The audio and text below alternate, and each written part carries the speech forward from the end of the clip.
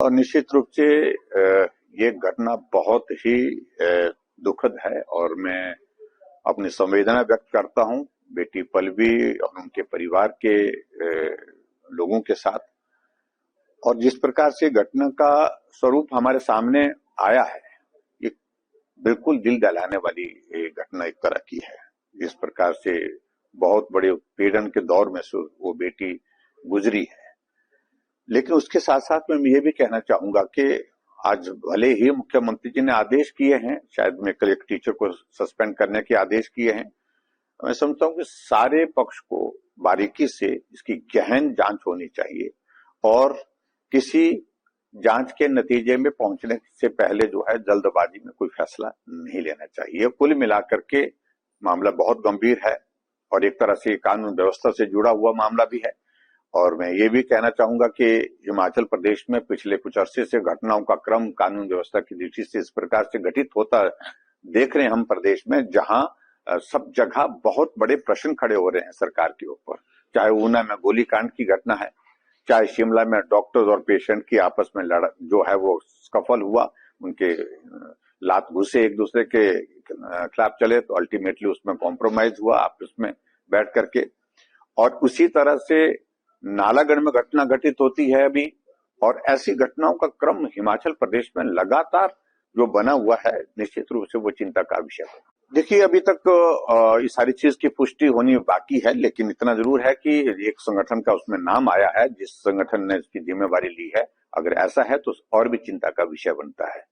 और मेरा तो ये कहना है कि एनआई के माध्यम से इसकी जांच होनी चाहिए और जो दोषी हैं उन सारी चीजों को लेकर के उनके खिलाफ कार्रवाई भी होनी चाहिए। सिर्फ जांच तक सीमित नहीं रहनी चाहिए बातें। और ऐसी घटनाएं पूरे हिमाचल प्रदेश में जो अमन चैन यहाँ पर बना हुआ है, भाईचारा बना हुआ है, उसको नुकसान पहुंचाती है। तो इन चीजों को समय पर रोकने की आवश्यकता है। और निश्चित रूप से ये घटना बहुत ही दुखद है और मैं अपनी संवेदना व्यक्त करता हूं बेटी पल्लवी और उनके परिवार के लोगों के साथ। और जिस प्रकार से घटना का स्वरूप हमारे सामने आया है, ये बिल्कुल दिल दहलाने वाली घटना एक तरह की है।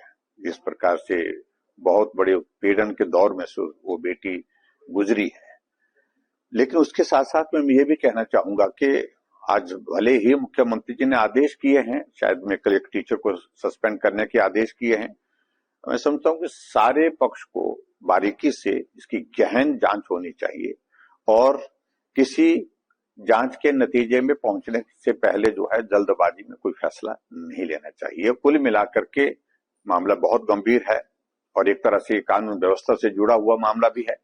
और मैं ये भी कहना चाहूंगा कि हिमाचल प्रदेश में पिछले कुछ अरसे से घटनाओं का क्रम कानून व्यवस्था की दृष्टि से इस प्रकार से घटित होता देख रहे हैं हम प्रदेश में, जहां सब जगह बहुत बड़े प्रश्न खड़े हो रहे हैं सरकार के ऊपर। चाहे ऊना में गोलीकांड की घटना है, चाहे शिमला में डॉक्टर्स और पेशेंट की आपस में जो है वो स्कफल हुआ, उनके लात घुसे एक दूसरे के खिलाफ चले तो अल्टीमेटली उसमें कॉम्प्रोमाइज हुआ आपस में बैठ करके। और उसी तरह से नालागढ़ में घटना घटित होती है अभी, और ऐसी घटनाओं का क्रम हिमाचल प्रदेश में लगातार जो बना हुआ है, निश्चित रूप से वो चिंता का विषय है। देखिए, अभी तक इस सारी चीज की पुष्टि होनी बाकी है, लेकिन इतना जरूर है कि एक संगठन का उसमें नाम आया है जिस संगठन ने इसकी जिम्मेवारी ली है। अगर ऐसा है तो और भी चिंता का विषय बनता है। और मेरा तो ये कहना है कि एनआई के माध्यम से इसकी जांच होनी चाहिए और जो दोषी हैं उन सारी चीजों को लेकर के उनके खिलाफ कार्रवाई भी होनी चाहिए। सिर्फ जांच तक सीमित नहीं रहनी चाहिए बातें। और ऐसी घटनाएं पूरे हिमाचल प्रदेश में जो अमन चैन यहाँ पर बना हुआ है, भाईचारा बना हुआ है, उसको नुकसान पहुंचाती है। तो इन चीजों को समय पर रोकने की आवश्यकता है।